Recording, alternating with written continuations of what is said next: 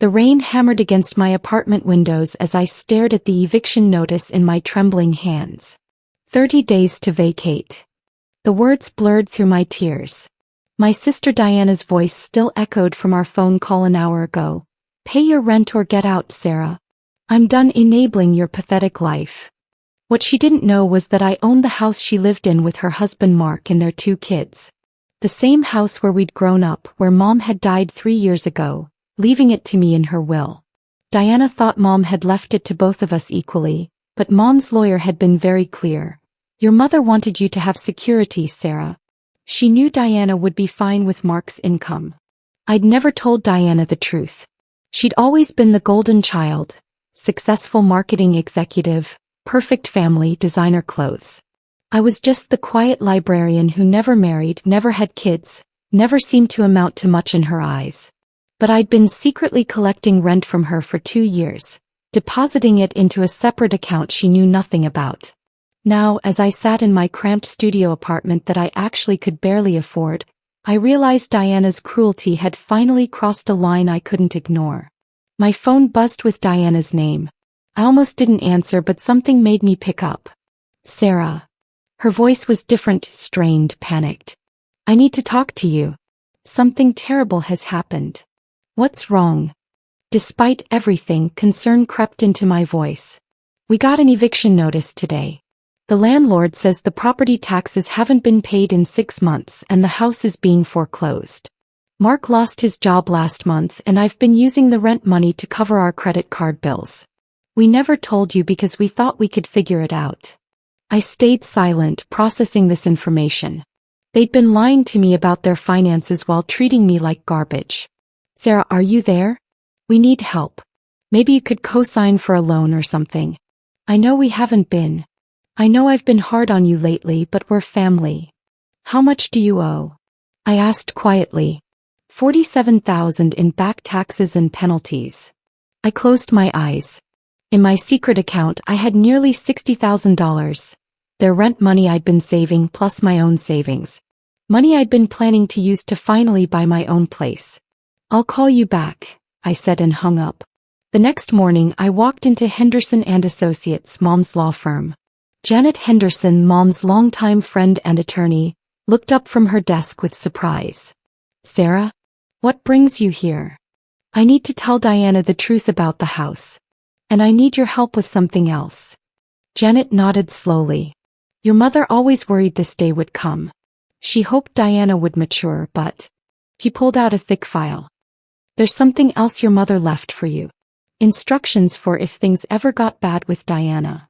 She handed me a sealed envelope with Mom's handwriting. For Sarah. Open only if Diana's cruelty becomes unbearable. Inside was a letter in Mom's careful script. My darling Sarah, if you're reading this, it means Diana has pushed you too far. I'm sorry I couldn't protect you from her jealousy while I was alive. The house is yours completely. There are no co-owners. But there's more. The life insurance policy I told Diana was worth $50,000. It was actually worth $800,000. I put it all in a trust for you managed by Janet. Use it to build the life you deserve, and don't let Diana's bitterness poison your kindness. My hands shook. $800,000? Plus interest over 3 years. You're looking at just over $940,000 now, Janet said gently. That evening I sat in my car outside Diana's house. My house, watching through the windows. Mark was pacing, gesturing wildly while Diana sat hunched over papers at the kitchen table. The kids, Emma and Jake, were quietly doing homework, oblivious to their parents' crisis. My phone buzzed. A text from Diana. Sarah, please. We need an answer about the loan. The bank wants a response by tomorrow. I thought about all the times she'd called me pathetic, useless, a burden. The Christmas dinners where she'd seated me at the kids' table as a joke. The family photos where she'd subtly pushed me to the edge or cropped me out entirely. The way she'd roll her eyes when I talked about my job, my small life, my quiet dreams. But I also thought about Emma and Jake, who didn't deserve to lose their home because of their parents' pride and poor choices. I made my decision. The next morning I called Diana. I can't co-sign for a loan, I said. Sarah, please. But I have another solution. I'm buying the house. Silence. Then, what? How could you possibly? I have the money. 940,000 cash offer. You'll have enough to pay off everything and start fresh somewhere else. Where would you get that kind of money? Her voice was suspicious now. That's not your concern. Do you want my help or not? This is insane, Diana said when we met at Janet Henderson's office. Sarah doesn't have that kind of money. What's really going on here? Janet looked at me and I nodded. Diana, perhaps it's time you knew the truth about your mother's will, Janet said calmly. He pulled out the documents. The house was never left to both of you. It was left entirely to Sarah. She's been your landlord for the past 2 years. Diana's face went white. That's impossible. Mom would never. Your mother felt that you were financially stable with Mark's income, while Sarah needed the security. She was very clear about this. So you've been collecting rent from me?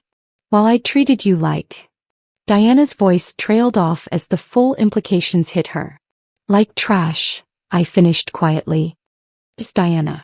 I've been collecting rent while you told me I was worthless, while you made me feel small and unwanted at every family gathering.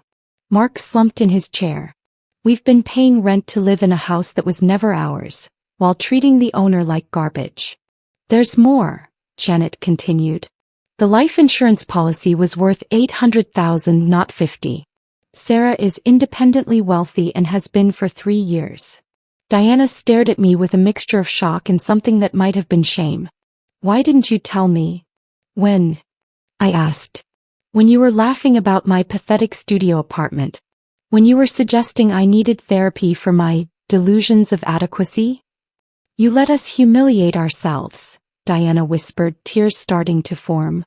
You watched us beg and didn't say anything. I watched you reveal who you really are, I corrected. I gave you every opportunity to treat me with basic human decency, and you chose cruelty every single time. Mark cleared his throat. Sarah, I owe you an apology. We both do. The way we've treated you is inexcusable. Diana's tears turned to anger. This is manipulative. You set us up to fail. No, Diana. I gave you a home at below market rent for 2 years. I never raised the rent once, even when property taxes went up. I fixed every repair request immediately. I've been the most accommodating landlord you could ask for, and you still treated me like garbage. But you're my sister. Exactly. I'm your sister, and you made me feel like an unwanted stranger in my own family. Janet intervened gently. The offer stands. Sarah will purchase the house from herself essentially and pay off your debts. You'll have approximately $400,000 left over to start fresh. But you'll need to find new housing. Diana looked desperately between Mark and me. Where will we go? The kids' school, their friends. You'll figure it out, I said, echoing her words from countless times she'd dismissed my problems. You're resourceful people with good incomes when Mark finds new work. 3 weeks later, I stood in the empty living room of my childhood home. Diana's family had moved to a nice rental across town, closer to Mark's new job. The kids had adjusted better than expected, excited about their new neighborhood pool and park. Diana had left a letter on the kitchen counter. Sarah, I don't know how to apologize for years of treating you terribly. I think I was jealous of how much Mom loved you, how patient and kind you've always been. I turned that into reasons to resent you instead of trying to be better. I know I don't deserve forgiveness, but I hope someday we can try to be real sisters. Thank you for not letting the kids suffer for our mistakes. I found myself crying, not from sadness but from relief. The weight I'd carried for so long, trying to earn love from someone who'd decided I wasn't worth it, was finally gone. My phone rang. It was Emma, Diana's daughter. Aunt Sarah? Mom gave me your number.